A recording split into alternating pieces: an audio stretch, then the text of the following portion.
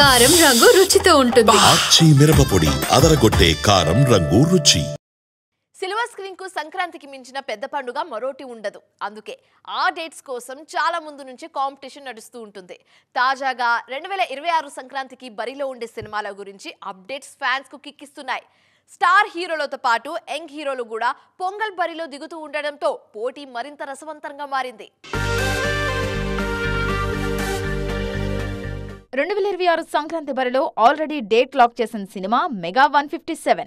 చిరు అనిల్ కాంబినేషన్లో తెరకెక్కుతున్న ఈ కమర్షియల్ కామెడీ ఎంటర్టైనర్ను ఎట్టి పరిస్థితుల్లో పొంగల్ బరిలో దించాలని ఫిక్స్ అయ్యారు.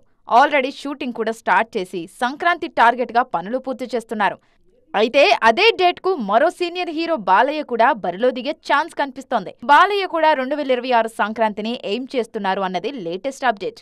అఖండ 2 సినిమాను దసరా బరిలోనే రిలీజ్ చేయాలని భావించిన టీం షూటింగ్ ఆలస్యం అవుతుండటంతో ప్లాన్ మార్చింది. సంక్రాంతి కానుకగా ఆ సినిమాను రిలీజ్ చేయాలని భావిస్తోంది. బాలయ్య పొంగల్ రికార్డు కూడా రిలీజ్ డేట్ మార్పు విషయంలో ఓ కారణమన్న టాక్ వినిపిస్తోంది.